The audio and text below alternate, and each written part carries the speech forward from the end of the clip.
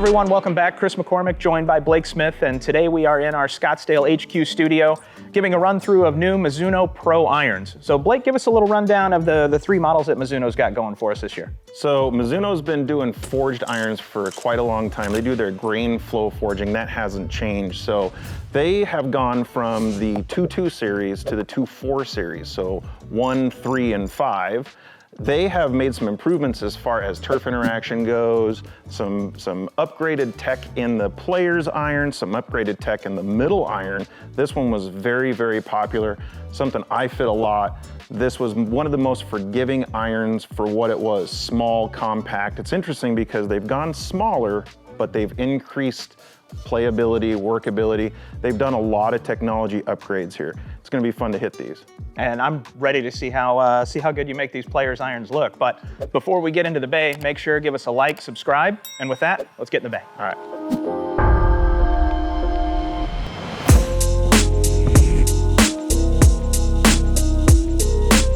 So Blake, here in the hitting bay, first one out of the gate, we've got new Mizuno Pro 245.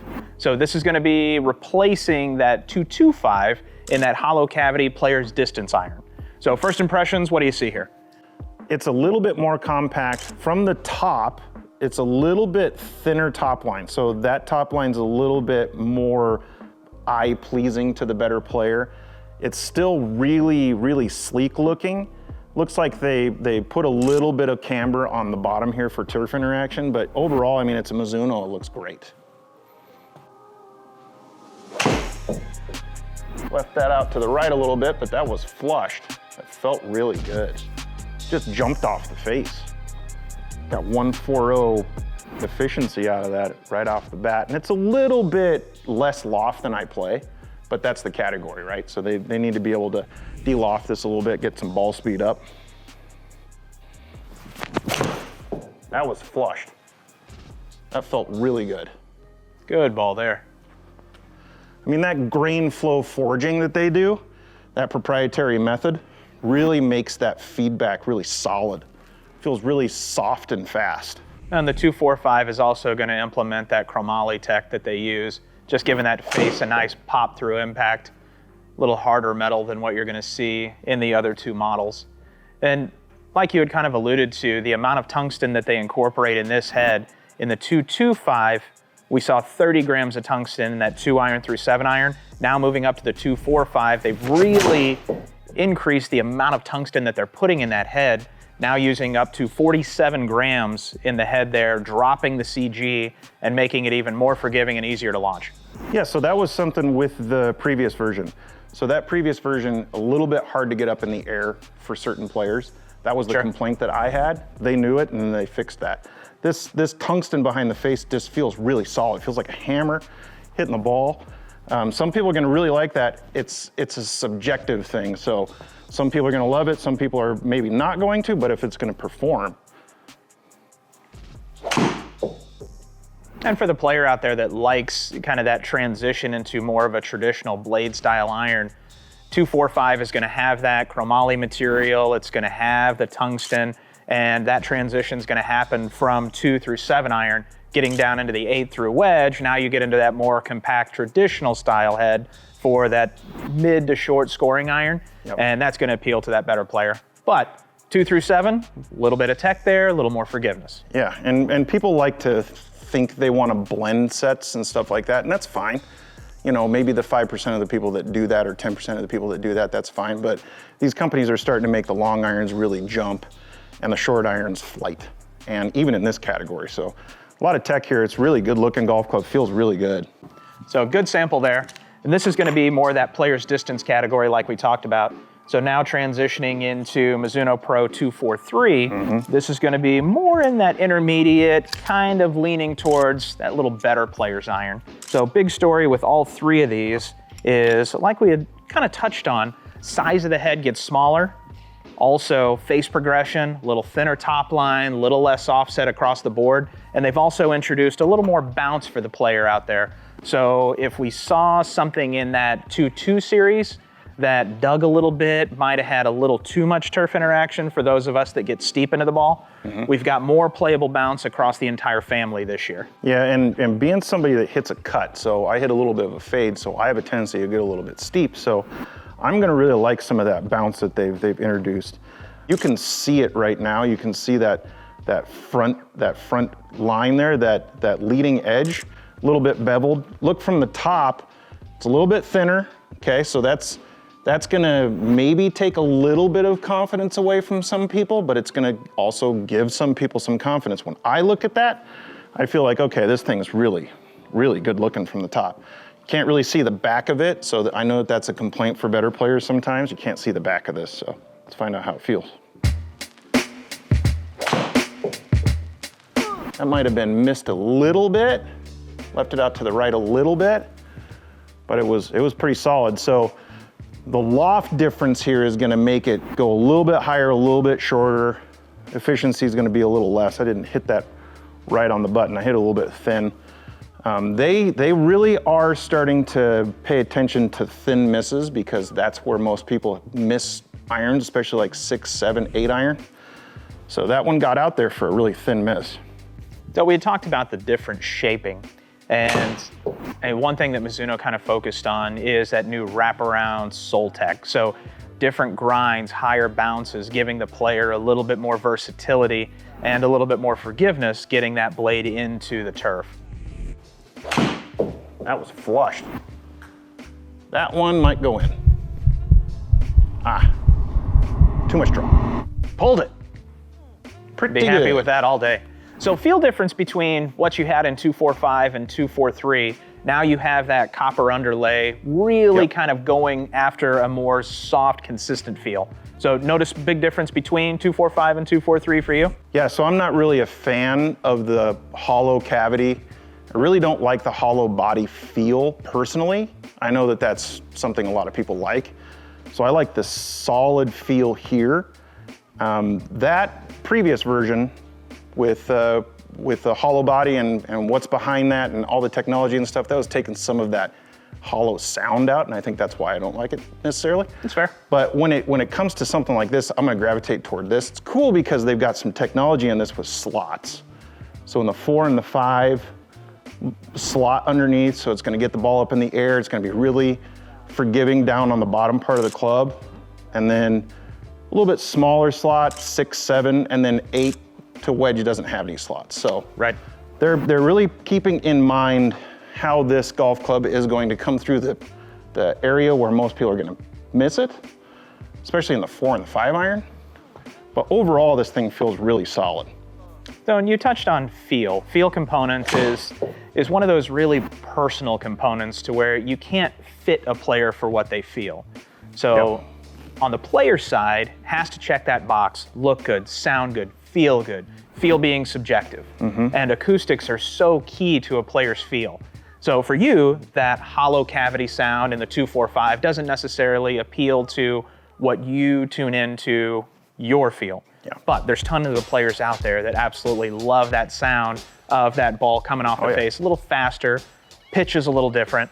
So I'd say between 245 and 243, there's definitely a sound difference. Yeah, that sound and feel definitely are married. That is something as fitters will hear. So if you're a really good fitter, you can fit with your ears. So we'll be back there and we can hear one and be like, oh, well that sounded different.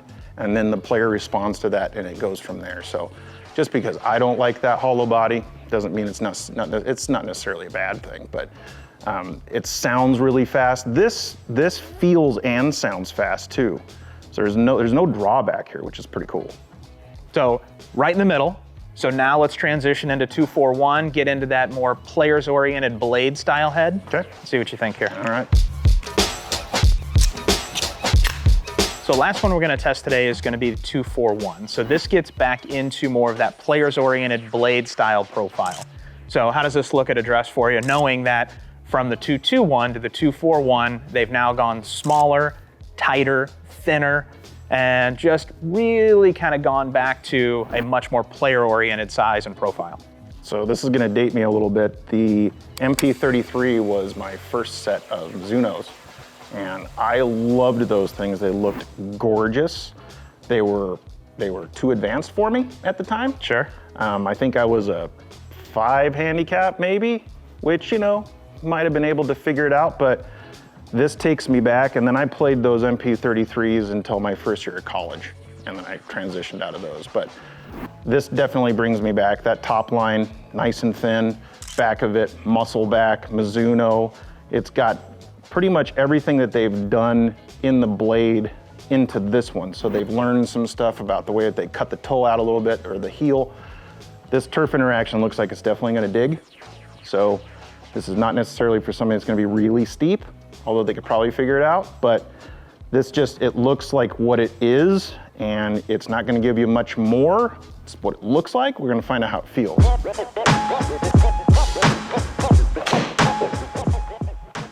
Okay, I hit that a touch on the toe. Wasn't bad though. This has 2 degrees more loft than that 4.5.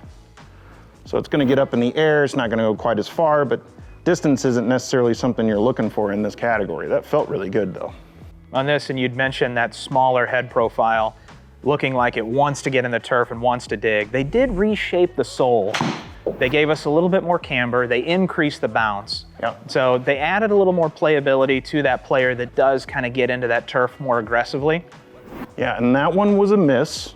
So that was pretty far out on the toe, and it still went 183 in the air. Okay. That's pretty good for a blade. Yeah, this is definitely not a distance-oriented iron. So this is for your player that wants to have control of their ball flight, wants to be able to shape shots, and really go after different types of launch windows and ball flights, basically on command. Yeah, and in this category, this is the area where people don't want to hit that one that goes 15 yards farther. Mm-hmm. So when you're a consistent ball striker and you see that flight go and it's on your window and you're like, oh, go in, and it goes over the green. So that's where the separation has to be. As fitters, we got to put them in that category. They'll tell us about that. They're probably not going to go to a hollow body. Sure. Most of the people in that category, they want that. So most of the time they're in the bunker in front of the green. So if they can get that one that gets hot, that gets them to the green, then more power to them. That's exactly why they want that golf club. While you're hitting these last couple, I do want to touch on, with this year in the 4 series, and in previous generations, you could combo the 1 and the 3, or the 3 and the 5. This year, yep. I do want to point out 241 and 245. Very, very big difference in size. Yes. Then you get into that 243, where you were able to make a combo with the 1 and the 3 series. This year, the size is quite a bit different. Yeah. So the footprint between the 1 and the 3 is pretty substantial. Mm-hmm. So if you're looking at something as far as a combo set goes, I'm gonna recommend more often than not, just go full set of 243, stay away from the combo. You already have that more traditional players type head once you get into that 8-iron through wedge, but the size difference in the head, and then also the width of the sole, the length of the blade, there's a much bigger difference this year between 241 and 243. Yeah, and more and more I'm starting to fit people that way. When we have that conversation, I'm like, listen, you're gonna want the forgiveness. Just because the wedge you might think might flight a little bit different, they've got some technology that changes that. Yep. So that the way the technology is going is making it so you don't have to do something like that, and that's beneficial for the company as well. 100%. Let's get one more and take a look at some data. Nice. And that copper underlay here really kind of leaning itself more towards that solid, soft feel. Yeah, that one really felt good. When you hit a Mizuno right in the middle, nothing feels better. So Blake, now taking a look at the data, I mean, pretty much everything, it came out as advertised here.